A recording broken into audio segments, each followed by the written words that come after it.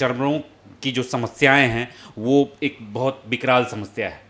खासकर दाद, खाज, खुजली, ये तीन जो कॉमन बीमारी हैं लगभग हर मौसम में, बारिश में कुछ ज़्यादा ही हो जाए, चूँकि बारिश का मौसम है, बारिश में कुछ ज़्यादा ही होता है, लेकिन गर्मी में, ठंड में, हर में ये तीन एक कॉमन बीमारी है। जो किसी को खुजली हो गया, किसी को दांत की समस्या हो गई, तो ये लोग जनरली इनके क्या क्या लक्षण होते हैं, ये होते क्यों हैं?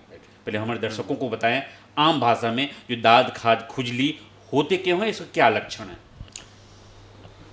दिनाई जो है या दांत खाज खुजली, ऐसा ये काफ़ी ज़्यादा लोगों में पाया जाता है।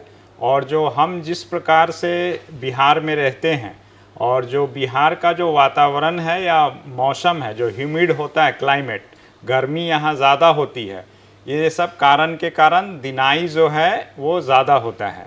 और दिनाई के जो मुख्य लक्षण हैं उसमें है कि शरीर पर लाल रंग का चकत्ता बन जाना और उसमें चारों तरफ एक लाल रंग का रिंग टाइप का दिखना। इसलिए इसको कॉमन भाषा में दिनाई को हम लोग रिंग वर्म भी कहते हैं। ज़्यादातर यह जो होता है शरीर के किसी भाग में हो सकता है, लेकिन ज़्यादातर ये देखा गया है कि जो जांघ वाला एरिया है या अंडरगारमेंट्स के नीचे ज़्यादा होता है। ऐसे बढ़ जाने पे ये किसी भी भाग को अफेक्ट कर सकता है।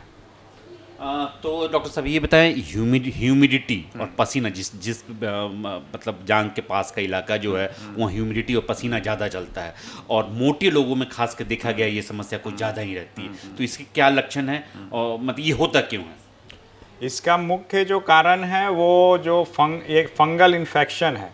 फंगल इन्फेक्शन मुख्य रूप से डिफरेंट टाइप ऑफ 3 टाइप का जो डर्मेटोफाइट्स होता है उससे होता है। तो ये एक तरह का फंगस है जो कि ग्रो कर जाता है, और फंगस को ग्रो करने के लिए मतलब बढ़ने के लिए जनरली पसीना जो है एक न्यूट्रिशन के रूप में या एक खाना के रूप में काम करता है। तो इस कारण ये ज़्यादातर उस एरिया, उस शरीर के उस भाग में होता है जहाँ ज़्यादा पसीना चलता है, जहाँ साफ़ सफाई अच्छे से नहीं होता है, इसलिए ये ऐसे भागों को अफेक्ट करता है। तो ये मेन इसका लक्षण जो है लाल चकत्ता बन जाना, और लाल चकत्ता में चारों ओर एक लाल रंग का रिंग का होना। डॉक्टर साहब आपने बताया 3 तरह का डर्मोफिल बनता है, वो तीनों के बारे में विस्तार से बताएं। मतलब ये होता कैसे? जैसे 3 तरह के डर्मेटोफाइट्स जो हैं ये तो स्पीसीज हो गया। तो इसमें स्पीसीज में मेनली जो है जो मुख्य जो होता है वो ट्राइकोफाइटोन रूब्रम। ये जो मुख्य रूप से यही फंगस के कारण शरीर पे अलग अलग तरह का जो दिनाई है वो होता है। तो इसमें जो है लाल लाल चकत्ते बन जाते हैं शरीर पे, और जब चकत्ते एक दूसरे से जब मिल जाते हैं तो एक पॉलीसाइक्लिक का भी रूप ले सकते हैं। मतलब ये जिसका बॉर्डर पूरी तरह से क्लियर नहीं हो, एक दूसरे से मिलने के बाद एक पॉलीसाइक्लिक बॉर्डर ले लेते हैं। दिनाई को पहचानना काफ़ी आसान है। शरीर पे लाल चकत्ता बन जाना जिसके चारों ओर एक रिंग जैसा शेप हो, और जिसमें खुजली हो और नोचनी हो। तो यही ये दिनाई के मुख्य लक्षण हैं। हाँ डॉक्टर साहब, जितने बस अड्डे या लोकल जितने भी जगह हैं, लाउड स्पीकर पे अनाउंस करते हुए सुनेंगे दाद, खाज, खुजली के लिए लोशन लगा लीजिए। मैं नाम किसी का नहीं लूँगा, बट ये लोशन लगा लो ठीक हो जाएगा। तो क्या बिना डॉक्टरी प्रिस्क्राइब के क्या लगाना सही है, या वो कुछ भी बाजार से लेके आप लगा लो, क्या स्थिति है? ये आपने बहुत ही अच्छा सवाल पूछा। यही एक कारण ये भी है कि दिनाई लोगों में ज़्यादा प्रिवेलेंट हो गया है और ज़्यादा बढ़ रहा है। जो अपने से लोग दवा लेकर के यूज़ करते हैं उसमें क्या होता है कि स्टेरॉयड मिला होता है। तो स्टेरॉयड जो है वो दिनाई को दबा देता है। लोगों को लगता है कि जो हम ओवर द काउंटर ड्रग्स या जो आराम से दवा अपने से ले करके इलाज करेंगे तो ठीक हो जाएगा। तो उससे क्या होता है, जब लगाते हैं तो उससे आराम हो जाता है क्योंकि वो स्टेरॉयड है, लेकिन छोड़ने के बाद वही चीज़ और विकराल रूप में और ज़्यादा रूप में बढ़ के आता है।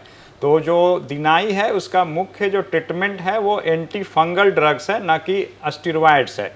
तो डॉक्टर की सलाह से एंटी फंगल ड्रग्स का उपयोग करें। जो चर्म रोग विशेषज्ञ आपके एरिया में अवेलेबल हैं उनसे मिलें, नहीं तो इंदिरा गांधी में इसकी पूर्ण व्यवस्था है। हमारे यहाँ फैकल्टीज़ हैं, हम हैं, उनसे इलाज कराएं। चर्म रोग विभाग में आकर के कहीं भी इधर उधर से स्टेरॉयड की दवा मत लगाएं, और एंटी फंगल दवा से इसका पूर्ण इलाज संभव है। डॉक्टर साहब, वो इलाके का जिक्र किया आपने, जांघ के इलाके, अगर किसी को ध्यान नहीं दे और पूरे शरीर में फैल जाए तो इसके लिए आप लोग क्या दवा देते हैं, क्या ट्रीटमेंट करते हैं? तो जैसा कि आपने पूछा कि अकॉर्डिंग टू सिविरिटी, मतलब दिनाई कम हो ज़्यादा हो, उस हिसाब से थोड़ा सा इसमें इलाज में डिफ़र करता है। तो कम जब रहता है दिनाई तो हम लोग केवल टॉपिकल एंटीफंगल्स, मतलब केवल लगाने की दवा प्रिस्क्राइब करते हैं। उसमें बहुत सारे ड्रग्स आते हैं जो टॉपिकल एंटीफंगल्स की तरह यूज होते हैं, लल्लिकोनाजोल है और टर्विनाफिन है, इस तरह की दवाओं का लगाने से ठीक हो जाता है। ज़्यादा रहने पे हम लोग ओरल ड्रग्स देते हैं, खाने की दवा देते हैं। यूजुअली जो है ज़्यादातर 1 महीने की दवा से जो ज़्यादा शरीर पे फैला हुआ दिनाई है वो उसके प्रयोग से वो ठीक हो जाता है।